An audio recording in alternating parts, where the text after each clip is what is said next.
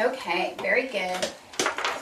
Okay, and at this point, the children would line up. They may need redirection depending on the type of disabilities that we might have, the type of health impairments possibly, or whatever special needs. We'll have the paraprofessionals helping as they line up if they need that, and to try and maintain order as we do this.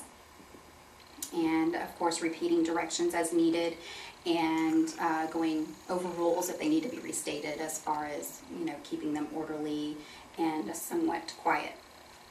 Okay, so now what I want is, in this line, the first person here with a pumpkin, I want you to stand right here in front of the table. Very good. Now I want the first person with the apple to walk next to and stand by the person with the pumpkin. Okay, so now we have pumpkin, apple. So what do you think might come next? Do you think we need another apple if we're going to copycat, or we're going to need another pumpkin? You think an apple? Well, if we say A, B, we copycat two things, right? So if we say pumpkin, apple, we want to say pumpkin. So the next person in line with a pumpkin, come around and stand by my person with the apple.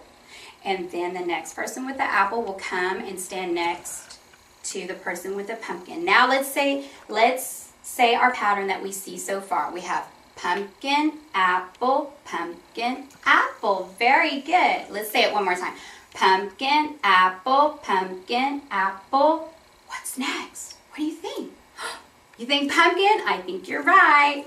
Okay, so at this point, we would finish ordering them. We would practice going through the A-B pattern once again, or several times, depending on, you know, getting the feel of the students, if they have it or not. And we would practice the pumpkin apple situation. Then we would also go over the first person and what their name is, kind of, you know, working on name identification. And the last person and who has the apple, who has the pumpkin, and their names, and we could tie that into the lesson.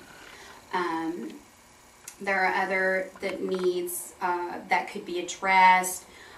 This could be a problem, having this displayed right here.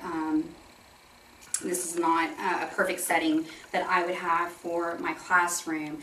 There's two ways that I could handle this. They would either not be displayed this closely. The kids would have in the beginning an opportunity to handle and feel and smell the texture and the size and whatnot with these. So I could either let them have them depending on the type of students that I would have as they went through the activity, went through the book, or I could remove them out of sight if they proposed too much of a distraction. The books would remain out for further exploration by the students after the activity and throughout the week in the different centers. So thank you very much, and if you have any questions, let me know. Okay, the other thing that I did want to mention is that I would have a binder with me that would have the lesson plans, but behind each lesson plan, I would have a calendar, say now the month of November, and I would have a month of November for each child in the class. It would have a label on it with the specific IEP objectives that I would need to work for, so that it's right here handy as I'm working with kids, that I can chart, make notes, and put information down that I would receive as I assessed them throughout the activity.